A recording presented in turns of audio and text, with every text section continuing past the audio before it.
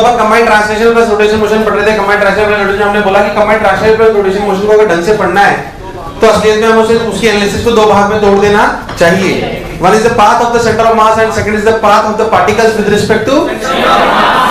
फिर हमने बात करी कि भाई आज अपन इसकी डिफरेंट चीजों को पढ़ेंगे। जैसे मान लीजिए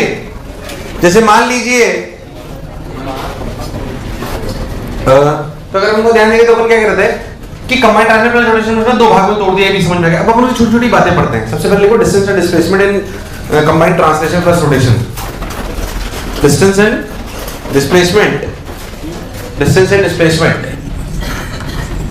सबसे पहली बात डिस्टेंस एंड डिस्प्लेसमेंट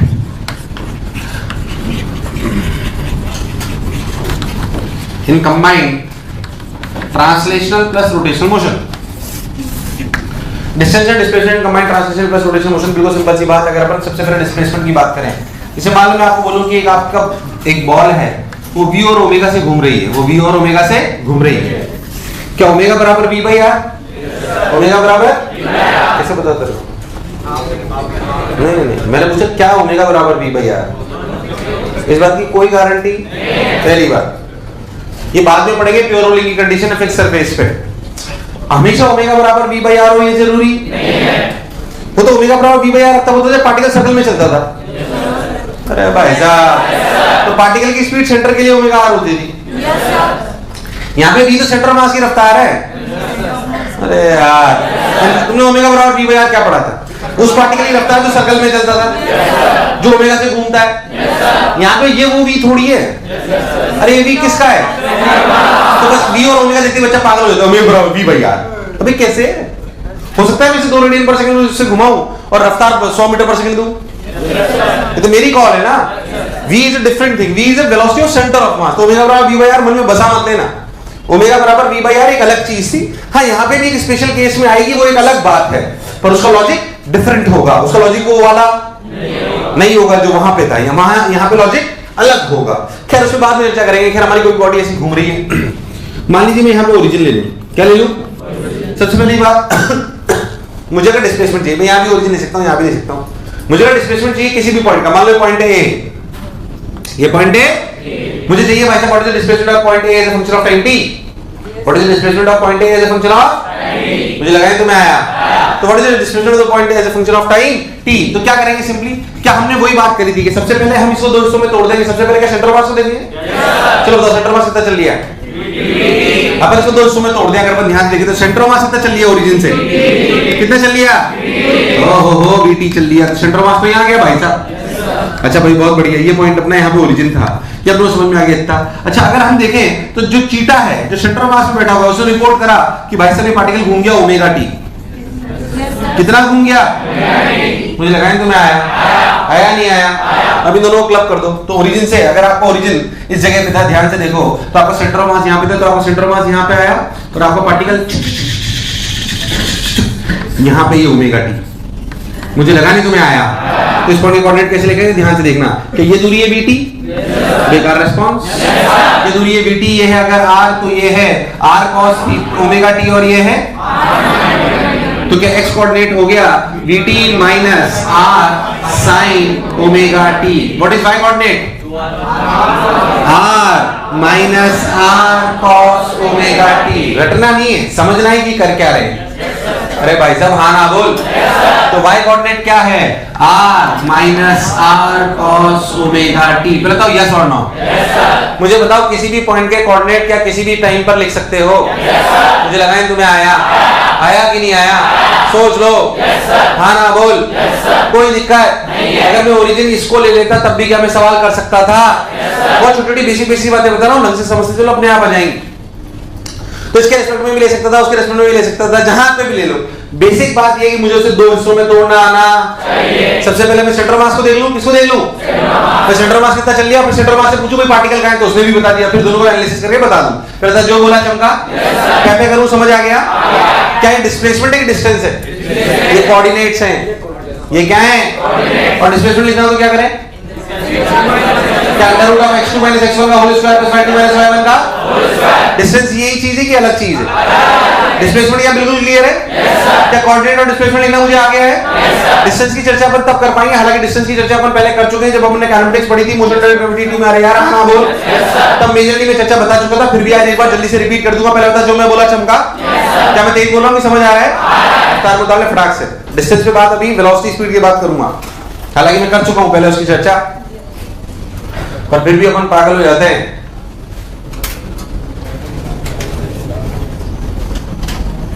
डिस्प्लेसमेंट और पोजीशन वेक्टर लिखने में कोई तकलीफ नहीं है। डिस्टेंस पे अपन फिर दोबारा आएंगे, अभी लिखे speed and velocity. Speed and velocity, speed and velocity. ये हेडिंग में डिस्टेंस डिस्प्लेसमेंट डला दी है, डिस्प्लेसमेंट लिखना चाहिए था सर। चलो कोई बात नहीं, डिस्टेंस स्पीड वेलोसिटी के बाद जानते हैं। Speed and velocity in combined translational plus rotational motion. फिर से कोई बात, in combined translational plus rotational motion. अगर हम बहुत ध्यान से देखें तो हमें एक बात समझ में आएगी कि speed and velocity combined translational plus rotational motion बहुत क्लैरिटी से अगर हम समझें तो फिर से वही बात कि अगर कोई भी पार्टिकल, जो भी ये पार्टिकल है जो आपका चल भी रहा है और घूम भी रहा है। अच्छा, मैं मैक्सिमम सारी चीजें आपको समझाऊंगा रॉड या फिर स्फीयर या मतलब गोल चीज से, पर क्या सब जगह एप्लीकेबल है? नहीं आया। आपके लिए मेजरली 99-90% सवाल गोल चीजों पे होंगे। गोल चीज क्या क्या हो सकती है? Cylinder, hollow cylinder, solid cylinder, hollow cylinder, hollow sphere, solid sphere, इन्हीं रिंग, इन्हीं पे आप रिंग डिस्क, इन्हीं पे आपके मोस्टली सारे सवाल आएंगे। रॉड पे भी आ सकते हैं, रॉड पे भी चर्चा कर लेंगे। मान लीजिए वी से घूम रहा है और ओमेगा से घूम रहा है। चलिए भाई, बहुत बढ़िया, बहुत सुंदर। मान लीजिए हम चाहते हैं कि यहाँ पे एक पॉइंट है जिसकी रफ्तार बताई जाए as a function of time t, as a function of या हम बहुत अच्छे से इसको एनालिसिस करना चाहते हैं। पहले अपन देखो वेलोसिटी ऑफ द पार्टिकल। चीटे के लिए पार्टिकल क्या कर रहा है? सर्कल। और ग्राउंड के लिए तो पता नहीं क्या कर रहा है। अगर अपन प्योर रोलिंग की बात करें तो साइक्लोइड होता है, वरना तो पता नहीं क्या होता है। कोई प्योर रोलिंग में होता है, वो भी किसमें होता है? जो एक स्पेशल केस है ओमेगा बराबर v बाई r। चलो ठीक है, उसमें बाद में बात करेंगे। खैर, अपन ने बोला कि भाई साहब ये वाला पॉइंट है, अच्छा ये क्या करता है, क्या करता है, क्या करता है, तो हमें समझ में आता है कि इस पार्टिकल की velocity, velocity of the particle with respect to centre of mass equals to velocity of the particle with minus velocity of centre of mass. अरे भाई साहब, velocity of particle with centre of mass. चीटे की रफ्तार बताना बहुत आसान है, ओमेगा कितनी और ओमेगा r भी, ओमेगा ये वाला भी, ऐसा कोई जरूरी नहीं है। हाँ, किसी स्पेशल केस में हो ये अलग बात है, बाकी हमेशा होनी जरूरी। खैर, तो velocity of particle centre of mass के रेस्पेक्ट में बताना बहुत आसान होता है। वेलोसिटी ऑफ पार्टिकल ही तो मुझे निकालनी है, प्लस ध्यान से minus velocity centre of mass. तो वेलोसिटी ऑफ पार्टिकल को लिखने का आसान तरीका क्या है? Velocity of particle equal to centre of mass plus velocity of centre of mass. तो अगर पार्टिकल की रफ्तार चाहिए तो चीटे से पूछो, क्यों रे कितनी रफ्तार है, उसने बता दी यार, हाँ ना बोल। और खुद जो आप देख रहे हो सेंटर ऑफ मास की रफ्तार, वो उसमें जोड़ दो। कैसे? वेक्टोरली। कैसे जोड़ो? मुझे लगा है तुम्हें आया नहीं आया। अगर मैं बिल्कुल बेसिक से इसको करूं तो मुझे दो डायग्राम बनाता हूं। Velocity of particle to centre of mass. Centre of mass के लिए पार्टिकल की रफ्तार क्या है? सेंटर ऑफ कोई भी जनरल पार्टिकल लेते हैं, ध्यान से देखो, कोई भी जनरल पार्टिकल अगर हम उठाए तो हमको समझ में आएगा कि कोई भी पार्टिकल की जो भी रफ्तार सेंटर ऑफ मास के लिए होने वाली है, जैसे इसकी रफ्तार है ओमेगा r, इसकी कितनी है? Omega r। चीटे के लिए बात हो रही है with respect to theta, with respect to theta, omega r, omega r। मैं तो कह रहा हूं आप कोई भी जनरल पॉइंट ले लो यहां से, तो क्या उसकी भी रफ्तार ऐसे ओमेगा? यार मुझे लगा है तुम्हें आया कि नहीं आया, आया कि नहीं आया। अगर हम ध्यान से देखें तो चीटे के लिए तो ये वाली बात है, पर अगर हम बात करें कि भाई सेंटर ऑफ मास के रेस्पेक्ट, मतलब सेंटर मास के पॉइंट से सोचें तो हर पॉइंट की रफ्तार कितनी है? v। कितनी है? क्योंकि हर पॉइंट की रफ्तार अगर आपको कभी भी निकालनी हो तो उसमें चीटे से पूछ लो क्या क्या रफ्तार है और उसमें क्या सेंटर ऑफ मास की रफ्तार जोड़ दो। उसमें सेंटर ऑफ मास की रफ्तार तो अगर इन दोनों को वेक्टरली जोड़े तो कैसा दिखाई देगा? ध्यान से देखो, आपको सबको समझ में आएगा। इक्वल्स टू, जो ये पहली बार डायग्राम बनाया इसलिए ऐसे बनाया है, बाकी हमेशा डायरेक्ट आपको बनाना आना चाहिए कि अगर मुझे इस पॉइंट की रफ्तार लिखनी है, धीरे धीरे सर्कल बड़ा होता जा रहा है।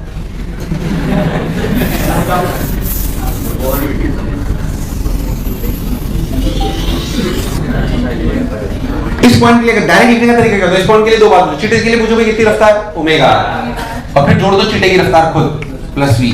अरे यहाँ पे देखो, चीटे के लिए रफ्तार ओमेगा, फिर क्या जोड़ दो? v। क्या रिजल्टेंट कुछ इधर आएगा? चीटे के लिए रफ्तार ओमेगा, चीटे की रफ्तार v, चीटे के लिए रफ्तार ओमेगा, चीटे की रफ्तार v। कोई भी जनरल पॉइंट ले लो, चीटे की रफ्तार ओमेगा, अरे हाँ ना बोल, चीटे की रफ्तार v, क्या दोनों को वेक्टरली जोड़ सकते हैं?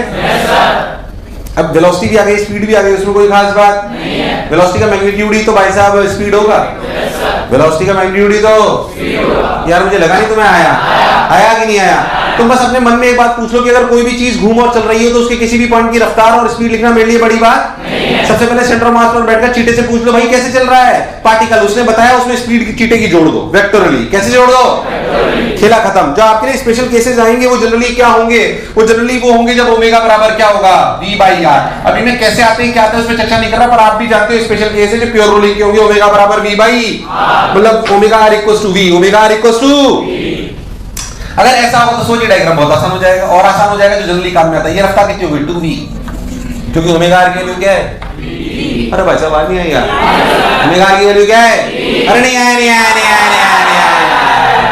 ध्यान दो, तो इसके लिए अगर अपन देखें तो इधर v के इधर √2v, यार मुझे लगा ही तुम्हें आया, इधर v और रिजल्टेंट यहाँ का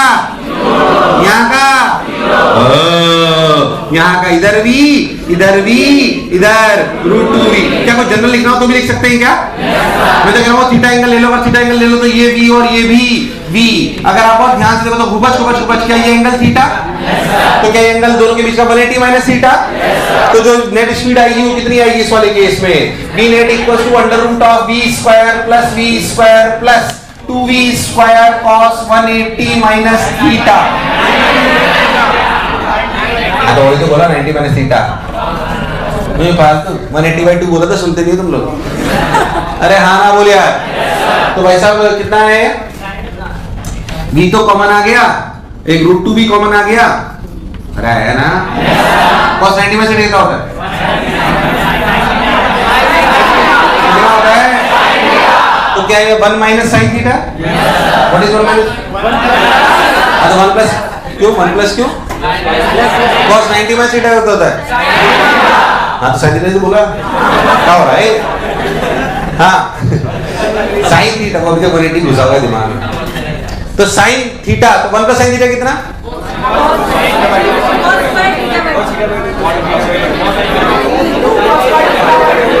ये सब सही तो कराया मैंने, अरे सब सही तो है,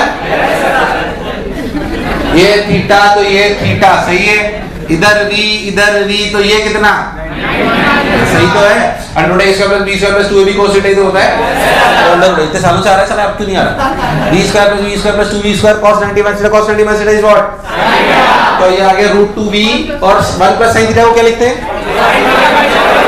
2 cos² नहीं 2 sin² θ/2, 2 cos² नहीं लिखते क्या कुछ भी, √1 प्लस sin थीटा, सही तो लिखा मैंने, इसका कोई छोटा फॉर्मेट नहीं है क्या, cos θ/2 प्लस ऐसे उठा लीजिए, ऐसे रहने दो, छोटा है तो ठीक है, नहीं तो उसमें क्या होगा, फिर जो भी एंगल दिया हो, जो भी एंगल उसके रिस्पेक्ट में क्या मैं किसी भी जगह पर अपनी स्पीड लिख सकता हूँ, ये मुझे कॉन्फिडेंस होना चाहिए। अब ध्यान से देखो, जैसे मान लो ये तो अपन ने सर्कल के लिए करा, किसके लिए करा, रॉड वॉड किसी के लिए भी कर ले तो भी हमें कोई दिक्कत नहीं है, कैसे मैं भी आपको समझाता हूँ, पहले से उतार लो, सब जगह फॉर्मेट वही चलने वाली है।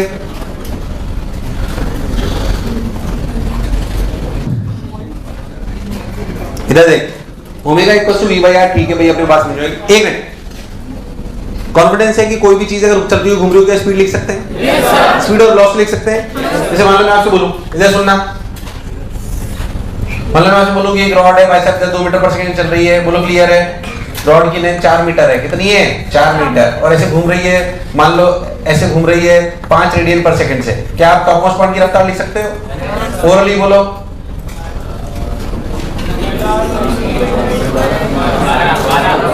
ओरली बोलो, what is the speed of topmost point, सब लोग ओरली बोलेंगे, मैंने बताया, पेन नहीं चलाना भाई साहब,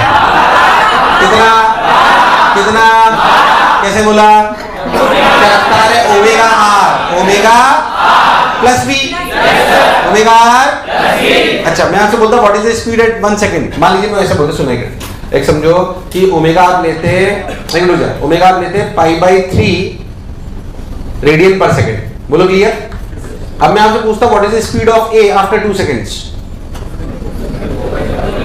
आफ्टर 2 सेकंड π/3 नहीं π/6 लो। मैं आपसे पूछता ओरली भले मत करो, व्हाट इज पहले तो कर सकते हो क्या? What is the speed of point A after 2 seconds? क्या तू कर सकता है? क्या ये π/6 से अगर घूम रहा है तो क्या π/3 घूम जाएगा? कितना घूम जाएगा? कितना घूम जाएगा? π/3। अगर ये π/3 घूम जाएगा तो क्या ये वाला एंगल 30 डिग्री हो जाएगा? अरे मुझे लगा ही तुम्हें आया। तो सेंटर ऑफ मास के हिसाब से इसकी रफ्तार इधर आ जाएगी ओमेगा आर, जो कि हो जाएगी π/6 × 2। π/6 × 2 यार मुझे लगा ही तुम्हें आया।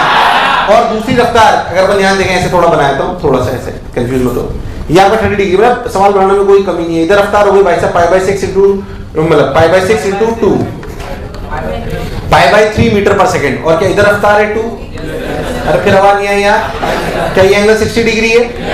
तो क्या इन दोनों के बीच का रिलेशन निकाल सकते हो? कोई बुराई वाली बात? अनंत सवाल।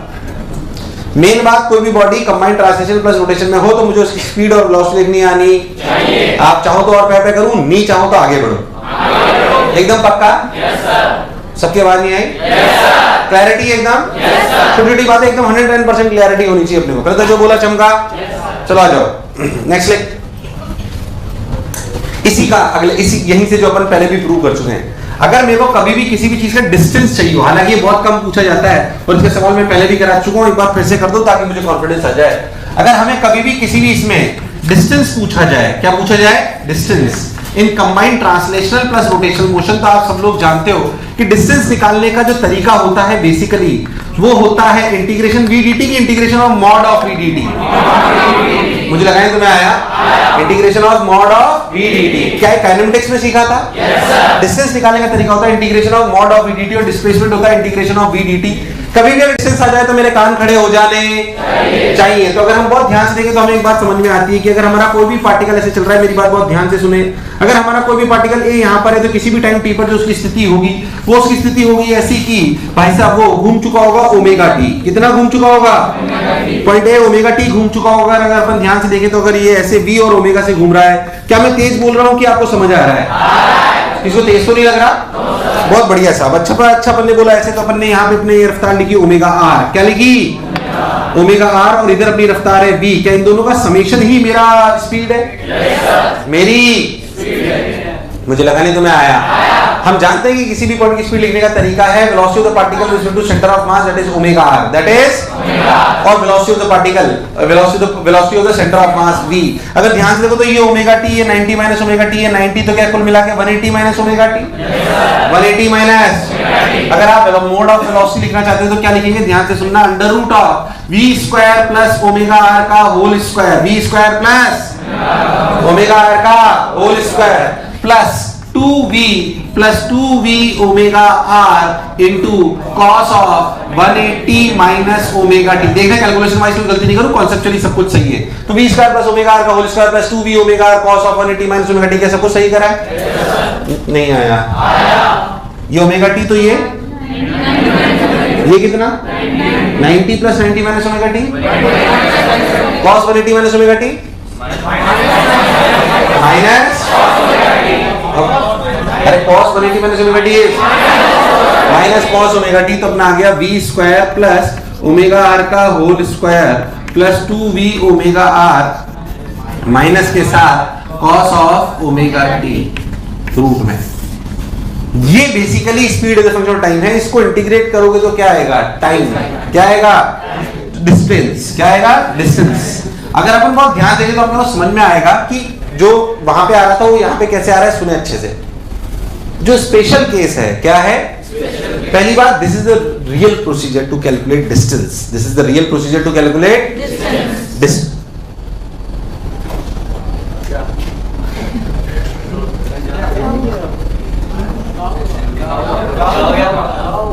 कुछ नहीं हुआ होगा, बताइए। Under root of v square plus, पहले था जो बोला चमका। तो स्पीड क्या चीज? स्पीड dt, ये अपने को क्लियर है। अब जैसे मैंने आपको जो उस समय सवाल कराया था, जो इसका स्टैंडर्ड सवाल है बिल्कुल, कि अगर एक पहिया है, एक पहिया है, उसका ये पॉइंट ए है, ये प्योर रोल कर रहा है। प्योर रोल का मतलब अभी तुम इतना समझो कि ओमेगा बराबर v बाई आर। तो बताओ इसका जो पॉइंट ए है, ये पूरे एक चक्कर में कितना चल जाएगा? कितना चलेगा? बहुत सरल सवाल, क्योंकि इसका पाथ होता है साइक्लॉइड। क्या होता है? क्या होता है? क्या जो पार्टिकल होता है इसका पाथ होता है साइक्लॉइड। बेसिकली एक चक्कर में क्या आपसे यही डिस्टेंस पूछी जा रही है, जिसका आंसर आता है 8r। कितना आता है? 8r। आपने पहले भी निकाला है, बोलो यस और नो। इसमें ओमेगा बराबर v बाई आर है, प्रोसेस में बता चुका हूं, फिर से एक बार प्रूव करो 8r। ये मैं करा चुका हूं पहले काइनेमेटिक्स में, जिसने पढ़ी है काइनेमेटिक्स में जो डिस्टेंस पढ़ाया था तो यही बताया था तुम्हें। दोबारा प्रूव करो एक बार 8r, क्योंकि मुझे पता है तुम आधे भी नहीं कर पाओगे।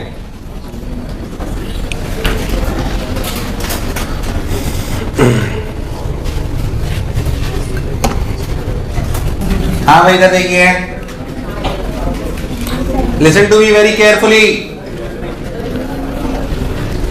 एक उसी वाली स्थिति में आते हैं, किसी भी टाइम t में, किसी भी टाइम अगर हम बहुत ध्यान से देखें तो हमारी जो किसी भी पॉइंट की स्पीड होनी चाहिए, जो किसी भी पॉइंट की स्पीड होनी चाहिए टाइम t के साथ, क्या वो ये होनी चाहिए?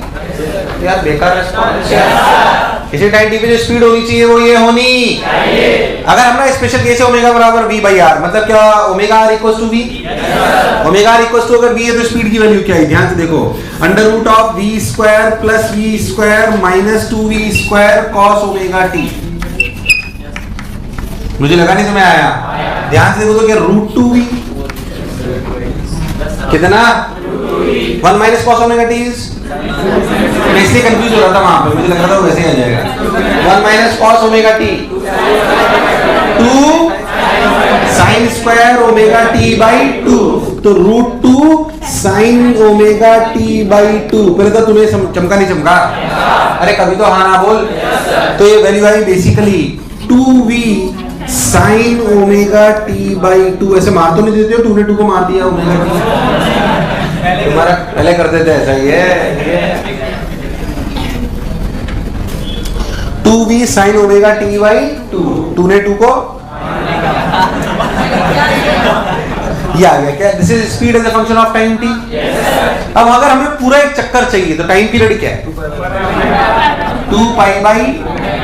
2 पाई बाई ओमेगा। शाबाश। तो डिस्टेंस क्या होगी? डिस्टेंस होगी mod of v dt। Mod of v dt का मतलब 2v sine omega t by 2 into dt, limit 0 to 2 pi by omega. क्या 2v कॉमन आ गया? साइन ओमेगा t बाई 2 का इंटीग्रेशन क्या नीचे आया? ओमेगा बाई 2 नीचे आया, साइन का इंटीग्रेशन कॉस माइनस कॉस। क्या बात है, minus cos omega t by 2 0 to 2 pi by omega. 2 ऊपर चल गया 4v बाई ओमेगा। अरे but 4v by omega is 4r। 4v by omega is, अरे हाँ 4r। अच्छा चलो भाई, cos ओमेगा t बाई 2, जब t को रखोगे 2 पाई बाई ओमेगा तो बचेगा cos पाई। क्या बचेगा? और जब 0 रखोगे तो cos 0, तो cos पाई माइनस 1, cos पाई cos 0 1। कुल मिला के देखो ये 2 है, कुल मिला के देखो ये आंसर कितना आया? 8। स्टैंडर्ड सवाल, अच्छा सवाल। एंड दैट टेल्स यू कि combined translational plus rotation motion में अगर कभी भी डिस्टेंस पूछ रहे, हालांकि टिपिकल बात है, तो हमें फॉर्मेट पता होनी चाहिए मॉड ऑफ v dt। क्या चीज? इसलिए पहले मैंने आपको स्पीड और वेलोसिटी सिखाई, क्योंकि स्पीड से ही वो निकल के आता है। मुझे लगा नहीं तुम्हें आया। अरे आया कि नहीं आया? सोच लो, कोई बुराई।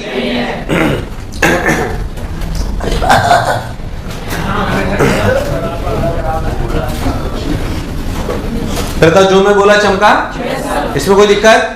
चलिए भाई, स्पीड पढ़ ली, वेलोसिटी पढ़ ली, डिस्टेंस पढ़ लिया, डिस्प्लेसमेंट पढ़ लिया। नेक्स्ट देखो acceleration in combined translational plus rotational motion. Acceleration in combined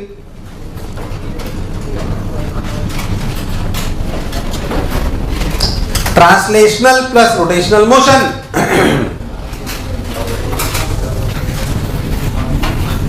अब देख, कंफ्यूज नहीं होना बिल्कुल।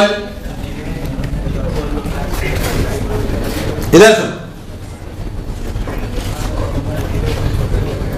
फिर से वही बात जो अभी अपन ने वेलोसिटी में सीखी, acceleration in combined translational plus rotational motion. ध्यान सुनना जो मैं कह रहा हूं, कोई भी बॉडी जो चल रही है और घूम रही है, वी और ओमेगा, क्या उसकी वी चेंज हो सकती है?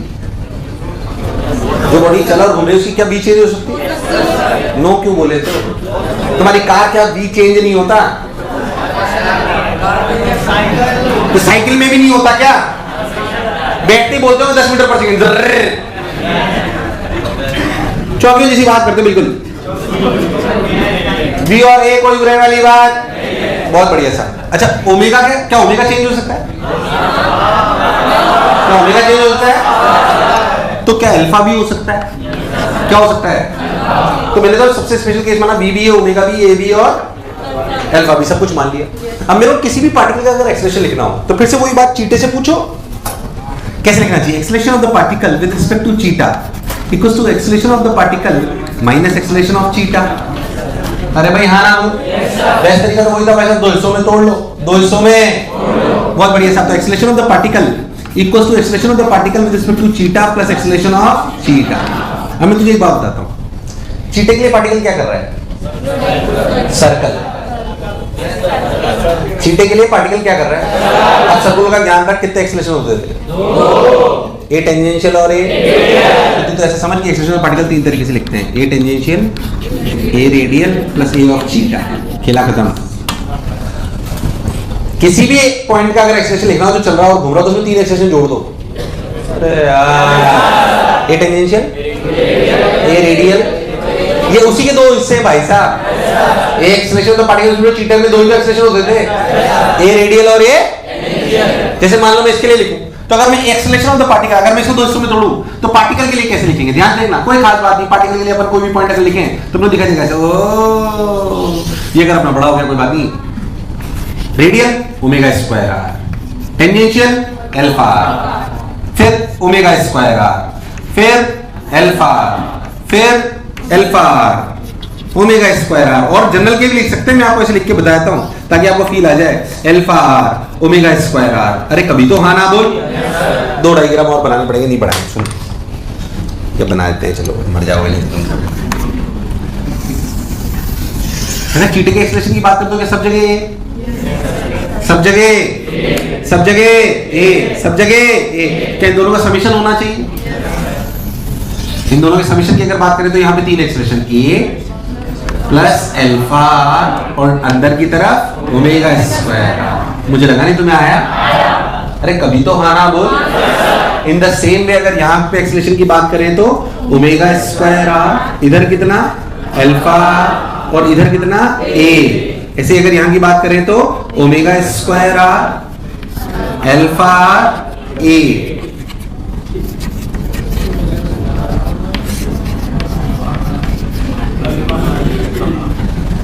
तो मैं दूर दूर तक मेरी बात समझ?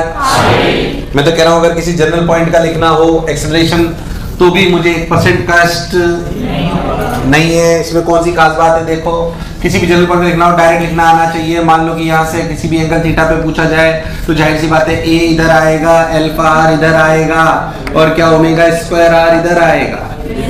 मैं तो एक्सेलरेशन के लिए एक बात रख रखी है, 3 चीज, A T A R A. Eighty खत्म। कंसेप्चुअली पहले पीछे से पता है? अरे भाई यहाँ ना बोले यार। तो किसी भी पॉइंट के 3 ही एक्सप्रेशन होते हैं, एटी ए आर और ए। हाँ हो सकता है किसी सवाल में ए नहीं हो, किसी सवाल में अल्फा आर नहीं। अरे पर सब हो तब भी मुझे लिखना, उसमें कोई खास बात नहीं है। तो कॉन्फिडेंस होना चाहिए मन में कि भाई साहब कभी भी कंबाइंड ट्रांसलेशन प्लस रोटेशन होगा तो मुझे एक्सप्रेशन लिखना, वेलोसिटी लिखनी आती है, स्पीड लिखनी आती है, डिस्टेंस लिखना आता है, डिस्प्लेसमेंट लिखना आता है, तभी तो अपन आगे बढ़ पाएंगे, वरना बढ़ पाना पॉसिबल नहीं है। उतार ले, कुछ समझ नहीं आया बेझक पूछ ले।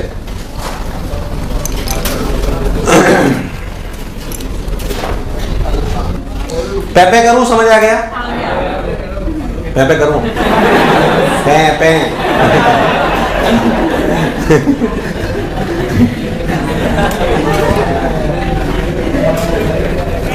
आइए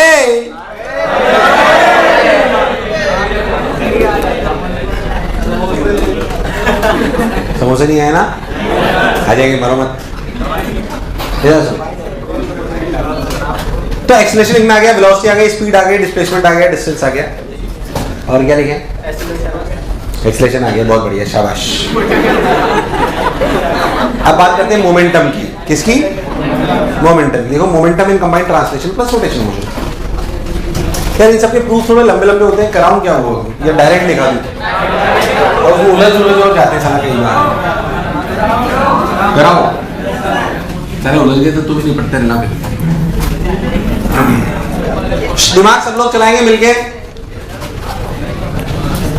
क्योंकि ये सब जैसे मैं बता दो चार चीजें क्या क्या पढ़नी है, उनके प्रूफ चाहो तो समझ लो, अपन मिलके कर लेते हैं।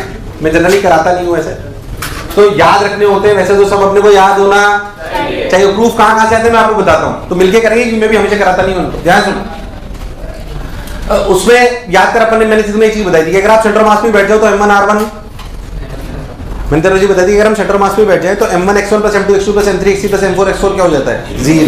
मैंने एक जगह कराया था, भूल गया तो यार। ऐसे अगर आप सेंटर मास पर भी बैठकर देखो तो M1 V1 + M2 V2 + M3 V3 क्या होगा? 0। अगर मैं सेंटर मास पर ही बैठकर देखो तो M1 V1 + M2 V2 + M3 V3 + M4 V4 by M1 + M2 VCO में तो होता है। अगर मैं VCO में बैठ जाऊं तो M1 V1 उसके रिस्पेक्ट में जो रफ्तार है उसकी वैल्यू क्या होगी? 0। इन सबको यूज करके बहुत सारी चीजों के प्रूफ करे जाते हैं। क्या क्या चीज, जैसे काइनेटिक एनर्जी, एंगुलर मोमेंटम, पर उसमें थोड़ा थोड़ा लंबा हो जाता है कई बार। करते हैं, चलो अगर तुम चाहते हो तो। जैसे मान लो अपन क्या क्या बोला मैंने अभी? Momentum in combined translational plus rotational motion. Momentum in combined translational plus rotation. मान लीजिए कोई भी बॉडी है, जैसे कोई भी बॉडी, मान लीजिए अपन कोई भी बॉडी लेते हैं, रॉड ले लो, जो भी तुम्हें लेना है ले लो। ये बॉडी चल भी रही है और सपोज हो रही ओमेगा बराबर V/R, ऐसा कोई जरूरी है। मैं इस बॉडी का मोमेंटम लिखना चाहता हूँ। क्या लिखना चाहता हूँ? तो ये बात तो बिल्कुल क्लियर है कि मुझे इस बॉडी के हर एक मास का मोमेंटम लिखना चाहिए। मुझे बेसिकली क्या लिखना चाहिए अगर मैं ध्यान से तो मुझे टोटल मोमेंटम लिखना चाहिए M1 V1 + M2 V2 + M3 V3 up to so on. क्या V1 V2 V3 हर पॉइंट की वेलोसिटी सेम है? अलग। अरे कमांड ट्रांसलेशन प्लस रोटेशन तो अलग होती है यार। अगर मुझे बॉडी का पूरा मोमेंटम लिखना है तो मुझे क्या लिखना चाहिए? इसके अनंत टुकड़े कर लो, M1 M2 M3 M4 और सबका मोमेंटम लिखो। M1 V1 vector, M2 V2 vector. अरे नहीं आया? ऐसे लिखना चाहिए। पर अभी मैंने सीखा कि V1 वेक्टर जो किसी भी पार्टिकल की वेलोसिटी होती है वो लिखी जाती है velocity of the particle with respect to centre of mass plus velocity of, क्या यहाँ पे velocity of centre of mass को अपन ये लिख लेते हैं VC। क्या लिख लेते हैं? VC। यार मुझे नहीं लगा तुम्हें आया। तो V1 को क्या लिखना चाहिए? V1 को लिखना चाहिए M1 V1C plus VC, velocity of one particle with respect to, यार मुझे लगा तुम्हें आया, plus M2 V2C plus VC। अब देख M1 VC, M2 VC, M3 VC is common, तो M1 plus M2 plus M3 is M total. यार मुझे लगा नहीं तुम्हें आया। M1 plus M2 plus M3 तो M टोटल हो गया ना। उधर क्या बचा? M1 V1C ये चीज क्या है? बोल क्यों 0 है? अबे जब तू सेंटर मास पर बैठकर ही पार्टिकल को लिख रहा है और M1 V1 प्लस M2 तो 0 ही तो आएगा। नहीं आया। जब तू सेंटर मास पे बैठ के देख रहा है पार्टिकल की रफ्तार तो M1 V1 प्लस M2 क्या 0? नहीं आया। ये बात सबको क्लियर है? नहीं आया तो पूरी वैल्यू 0 हो गई। तो कोई भी बॉडी जो घूम रही हो और चल रही हो उसका सिंपली मोमेंटम लिख दिया जाता है ऐसे। ये मैं आपको पहले ही बता चुका हूं, MVC। क्या चीज? फील करने के लिए बताया है। कभी भी बॉडी जो क्यों है जरूरी है, अगर मोमेंटम कंजर्व करोगे तो आपको पता तो होना चाहिए मोमेंटम कैसे लिखेंगे। फील नहीं आती, सर घूम भी तो रहा है, उसका मोमेंटम कहां गया? वो घूमने का मोमेंटम आधे का इधर आता है तो आधे का तो कैंसिल आउट हो जाता है, लॉजिकली भी सोच लो। अरे यार एक्चुअली जब हम लिखते हैं ना ऐसे कोई भी बॉडी घूम भी रही हो चल भी रही हो तो सर फील नहीं आ रही सर, ये क्या बात हुई सर। एक्चुअली बच्चा क्या पूछता है मैं बता रहा हूँ कि सर ये तो वाली बात हुई सर कि अगर एक स्फीयर है वो है ना 10 मीटर पर सेकंड से चल रहा है सर, और है ना सर वो है ना सर ऐसे 10 रेडियन पर सेकंड से चल रहा है। मैंने कहा ठीक है ना सर, और वही स्फीयर है जो 10 मीटर पर सेकंड से चल रहा है सर, पर वो घूम है ना सर 20 रेडियन पर सेकंड से रहा है, तो सर इन दोनों का मोमेंटम तो सेम हुआ आपके हिसाब से? हाँ बिल्कुल बिल्कुल सेम हुआ। अरे यार, पर ऐसी मन से फीलिंग नहीं आती, इसके लिए प्रूफ बताया है मैंने। अरे यार, जैसे आप किसी बच्चे से पूछ लो बोल किसका मोमेंटम ज्यादा, तो बोलेगा नीचे वाले का, दोनों का बराबर है मोमेंटम। पहले लोग कह रहे नहीं गलत पढ़ा रहा पक्का है, भूल गया अभी। अरे भाई हाँ ना तो बोल, इसीलिए मैं कह रहा हूं क्योंकि वो आप देखो तो आधा इधर आता है और आधा तो कट जाता है, तो वो इसे फील करना इंपॉर्टेंट है, क्योंकि जब आप मोमेंटम कंसीडर करोगे तो आपको समझ में आना चाहिए कि momentum is simply mv, is simply where v is the velocity of, where v is the velocity of, मुझे लगा है तुम्हें आया है ना, फील करना पड़ेगा वो अपने को, उसको युवा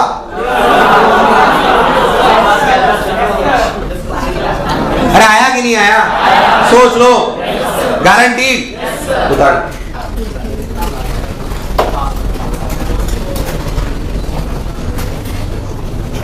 अच्छा उतार लिया तुम लोगों ने। ये था मोमेंटम, ये क्या था मोमेंटम। ऐसे अपन जैसे मान लो बॉडी की बात करें तो देख मोमेंटम लिख लिया, ऐसे ऊपर हम चीज बात करें तो बहुत चीज होती है काइनेटिक एनर्जी। क्या होती है काइनेटिक एनर्जी, तो लिखनी होती है kinetic energy of body combined translational plus, यार उसका प्रूफ शायद बहुत लंबा जाता है, कराऊं क्या? अबे यार ये सर साले कई लोग बोल रहे हैं साला अच्छा है कराओ, साला उलझ जाएगा खुद ही खेलता रहेगा फिर।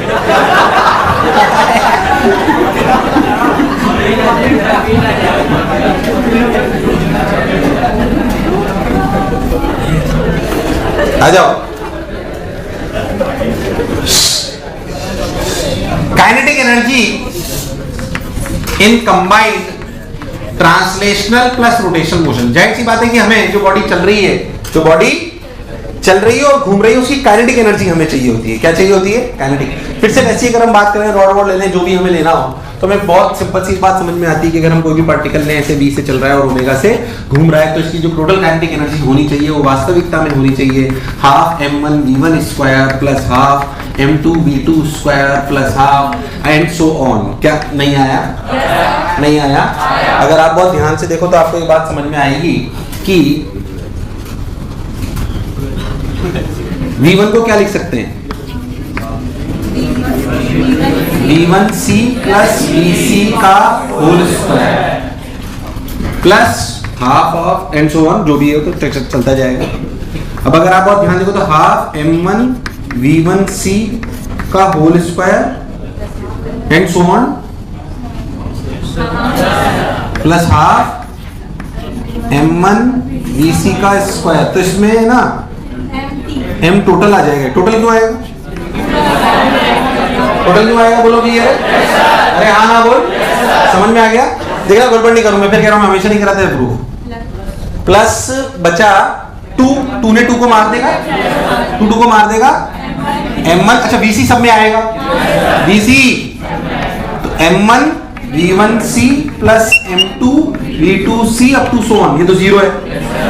अरे यार ये तो कोई पुराना लॉजिक। अरे नहीं आया, आया नहीं आया, तो 0 भाई साहब, बहुत सुंदर। तो half m total vc square, आप हाफ m1 v1c, v1c इज velocity of the particle respect to centre of mass which is omega, which is, अरे मैग्नीट्यूड वाइज v1c क्या है? ओमेगा। अरे v1c is what? Velocity of particle respect to centre of mass, उसका magnitude कितना होता है? ओमेगा। अरे कितना होता है? कितना होता है? ओमेगा लिख दे लो साहब। तो half m1 r1 square omega square and so on dot dot dot m1 r1 square plus m2 r2 square plus m3 r3 square is what? I about COM, I about आ गया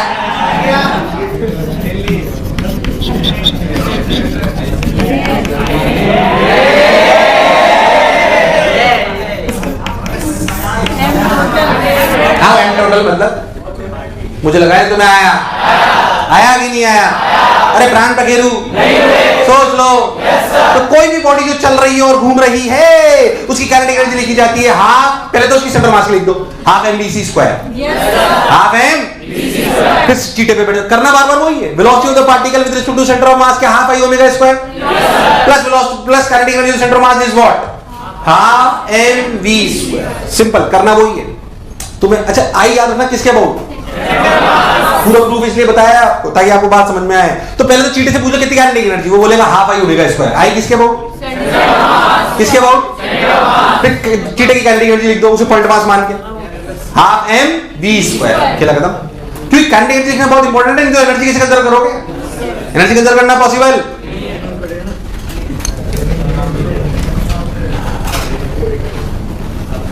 और क्या बचा जिसका प्रूफ करना पड़ेगा,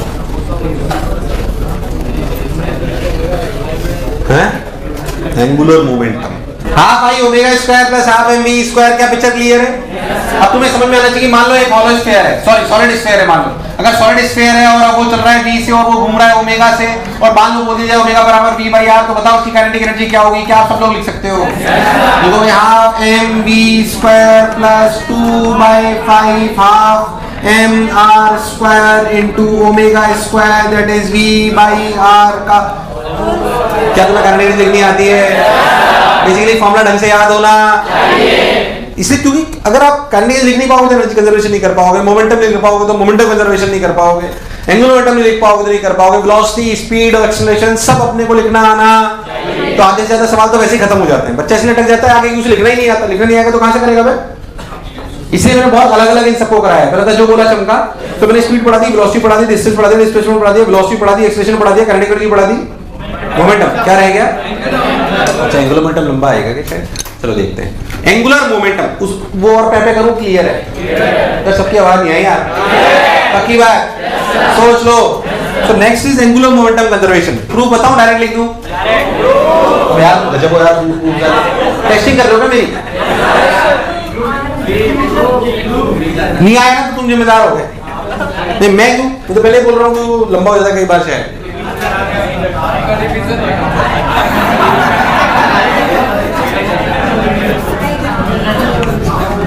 angular momentum in combined translational plus rotational motion. Angular momentum in combined translational motion plus rotational motion. ध्यान से देखें,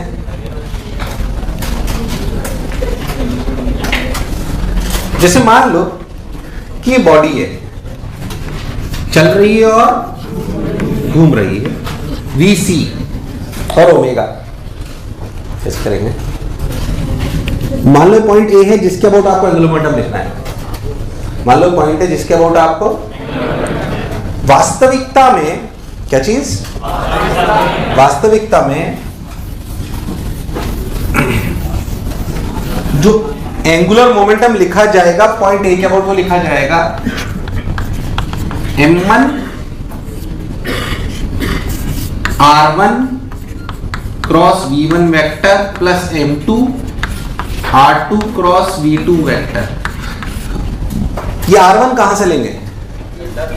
अरे एंगुलर मोमेंटम तो mr क्रॉस v होता है ना, इसमें एक मास बहुत सारे हैं, m1 m2 m3 तोड़ दिए, m1 m2 m3, हर की वेलोसिटी भी अलग अलग और हर का यहां से r वेक्टर भी।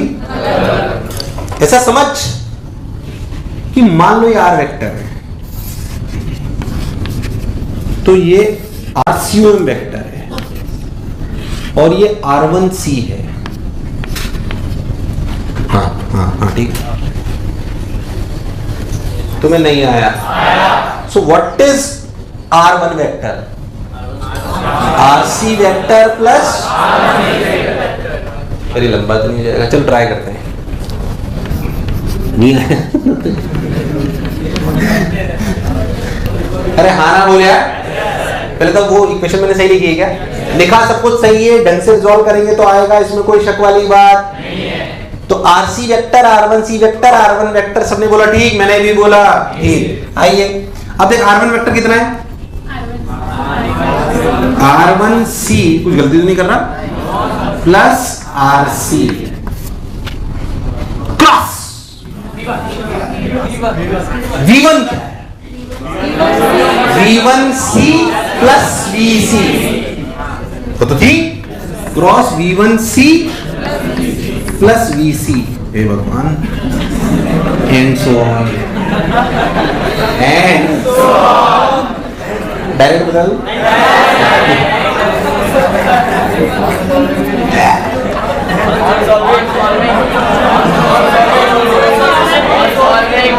On solving we will get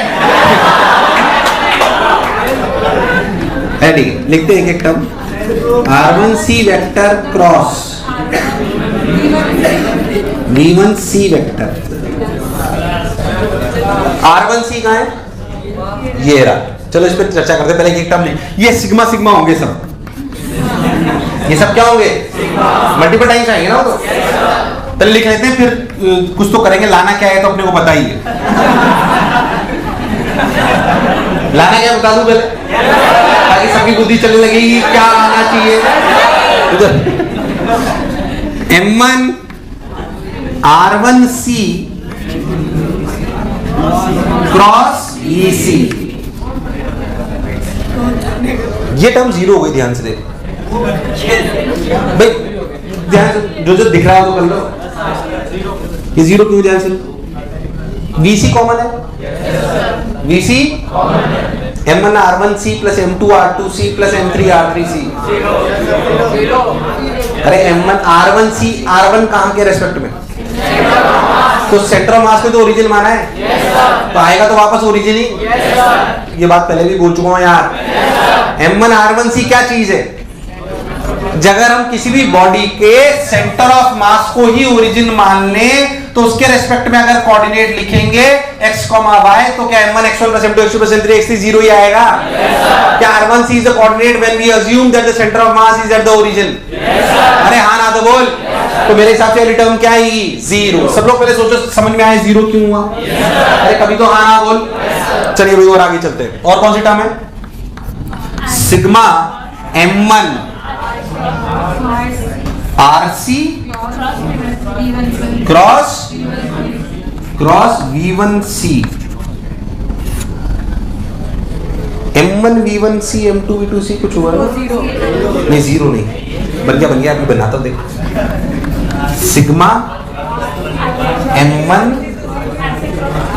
RC cross VC। अब सुना है प्लीज, तू ध्यान से। इसमें RC कांस्टेंट है, वेरिएबल हर पार्टिकल के लिए। RC constant variable. VC अरे RC क्या है? क्या position vector of the centre of mass with respect to A? With respect to particle कोई भी हो, क्या ये चीज फिक्स रहनी है? ध्यान से देखो तो RC VC कांस्टेंट है। क्या कांस्टेंट है? तो M दैट्स ऑल। अगर RC VC कांस्टेंट कॉमन ले लो तो सिग्मा M1 M2 M3 क्या बन गया? MT क्या बन गया? तो बेसिकली ध्यान देखो तो ये लिखा गया M, बड़ा M से डिनोट कर देता हूं, M RC क्रॉस VC। अगर तू बहुत ध्यान देखना तो पता है ये क्या चीज है? ये चीज है angular momentum if we consider it as a point mass with respect to A, with respect to so this is the angular momentum of center of mass with respect to A। या नहीं आया? ध्यान से देख, ये वाली term zero हो गई। ध्यान से देख, ये वाली टर्म जीरो हो गई। इस वाली टर्म को देख। What is V1C?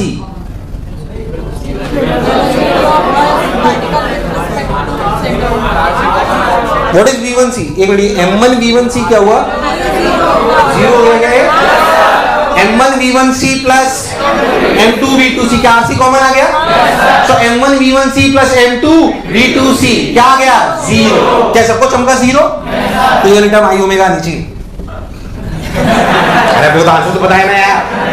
अरे यार ये टर्म क्या नीचे है? आई। अब देखो आएगी कहीं ना कहीं से। R1C क्या चीज? और V1C क्या है? Omega R। Omega R। ध्यान से देख, अब कंफ्यूज मत हो, ध्यान से समझाता हूं आगे। ऐसे R1C ओमेगा R1C ऐसे, इनमें हमेशा 90 डिग्री एंगल है।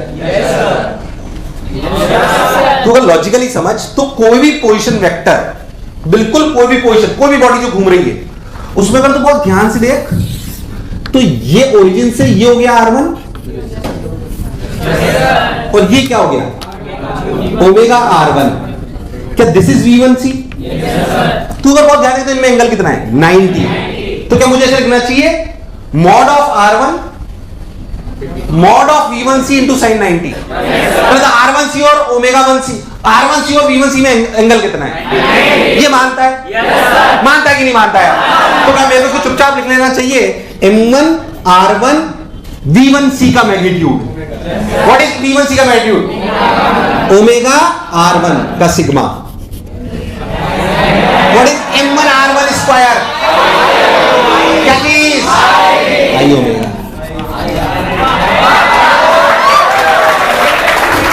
अरे हाँ ना बोल यार। ये प्रूफ ऐसे आज तुम्हारा थोड़ा सा आगे चल रहा था इसलिए मैंने करा दिया। ये प्रूफ से सिर्फ फील ज्यादा आती है। क्या ज्यादा आती है? बाकी याद सब होना चाहिए। याद सब होना, इससे फील आती है कि हाँ यार जो हमने पढ़ा वो बिल्कुल परफेक्ट था, पीछे से मैच अप होता है वो ढंग से नहीं आया। तो बेसिकली आप देखो तो कोई भी बॉडी जो चल रही हो और घूम रही हो उसका एंगुलर मोमेंटम कैसे लिखा जाता है? ध्यान समझना, उसका एंगुलर मोमेंटम लिखा जाता है। पहले समझ लो अच्छे से। कोई भी बॉडी अगर चल रही है, रटना ऐसे, तो प्रूफ बताया था मैंने आपको। कोई भी बॉडी अगर चल रही है और घूम रही है और किसी भी पॉइंट ए के अबाउट उसका एंगुलर मोमेंटम लिखना है तो आप कैसे लिखोगे मैं आपको बताता हूं। आप ये मानोगे RC, ये मानोगे VC। तो बेसिकली आप एंगुलर मोमेंटम अबाउट लिखोगे एंगुलर मोमेंटम ऑफ बॉडी। समझना ऐसे चाहिए, angular momentum of body with respect to with angular momentum of centre of mass, angular momentum of centre of mass with respect to A, with respect to plus angular momentum of body with respect to center of mass। ये बहुत important चीज है angular momentum लिखना, क्योंकि angular momentum conservation सबसे अच्छी चीज है इसमें। तुझे मेरी बात समझ? Angular momentum of the body with respect to A का मतलब है M टोटल यानी कि बड़ा M into RC cross VC। क्या है सबको चमका? क्या लिखना मुझे आता है? क्या इसकी शॉर्ट ट्रिक वैसे भी लिखी जा सकती है? MR परपेंडिकुलर V और MRV परपेंडिकुलर। यार मुझे लगा है तुम्हें आया। प्लस ICOM इंटू ओमेगा, जो मैंने आपको अभी प्रूव कराया। तुम्हें मेरी बात समझ आई कि नहीं आई? उदाल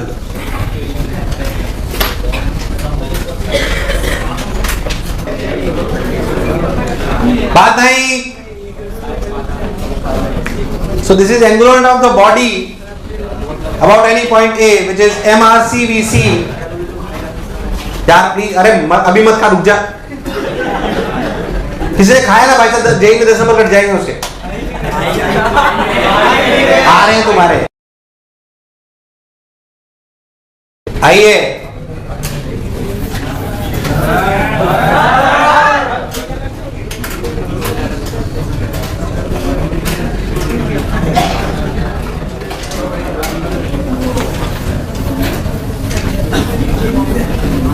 इधर सुन, मान लो मैं आपको बोलूं कि एक सॉलिड स्फीयर है जो ऐसे चल रहा है। सवाल करते हैं बिल्कुल स्टैंडर्ड डेटा के साथ। जो चल रहा है 10 मीटर पर सेकंड से, जिसका मास 5 किलो है, जिसका रेडियस 2 मीटर है। बोलो क्लियर? और ये ऐसे ओमेगा से घूम रहा है उल्टा 2 रेडियन पर सेकंड से। बोलो क्लियर? मैं आपसे बोलूं कि बताओ एक पॉइंट है जो यहां से ऐसे 1 मीटर नीचे पर यहां पर है A। कितना नीचे? इस पॉइंट A के अबाउट एंगुलर मोमेंटम लिखना है। पहले तुम ट्राई करो फिर मैं बताता हूं। इस बॉडी का, जो बॉडी चल भी रही है और घूम भी रही है, उसका इस पॉइंट के अबाउट एंगुलर मोमेंटम लिखना आना चाहिए। हाँ क्या हुआ? समोसा नहीं मिला?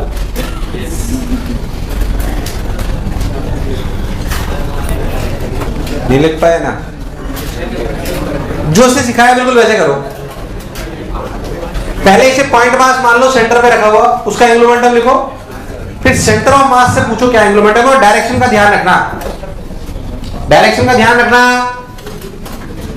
गड़बड़ मत करना।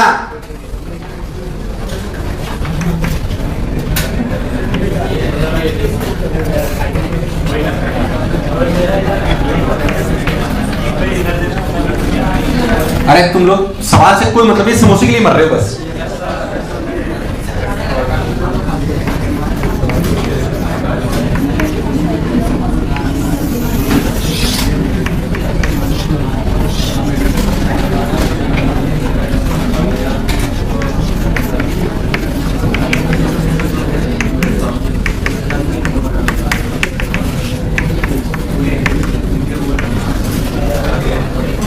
चलिए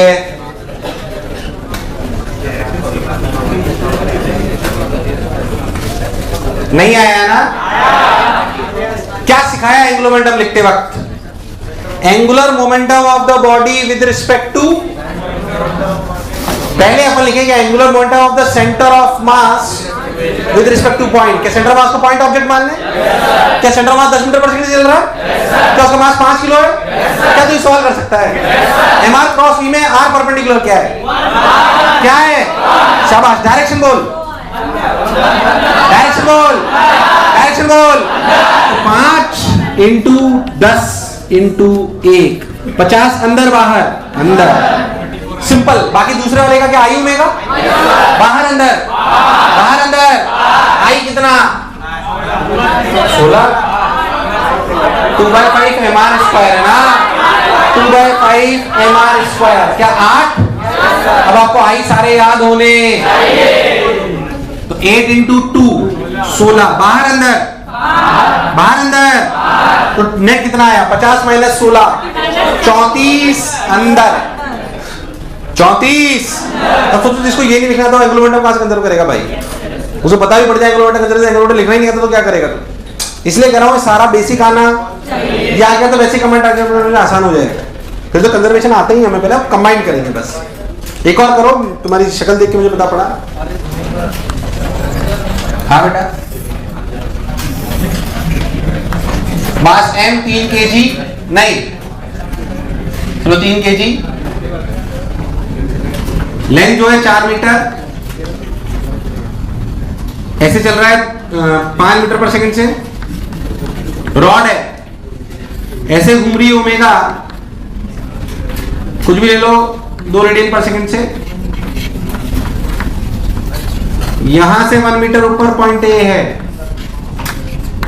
यहां से 1 मीटर ऊपर पॉइंट ए है, उसके अबाउट एंगुलर टर्म खींच दो।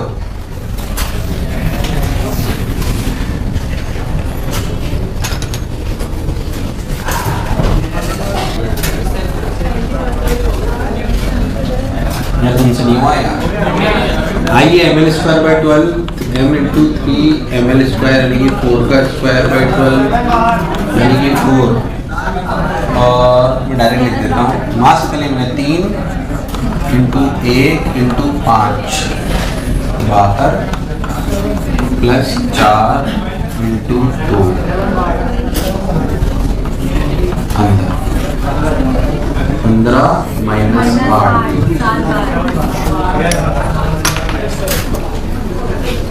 भाई साहब तुमसे हुआ नहीं? हुआ नहीं? फुल कॉन्फिडेंस आया? कंबाइंड ट्रांसलेशन रोटेशन मोशन में कुछ भी लिखने को बोले क्या लिख सकता है? डिस्टेंस लिख सकते हैं, डिस्प्लेसमेंट, स्पीड, वेलोसिटी, एक्सीलरेशन का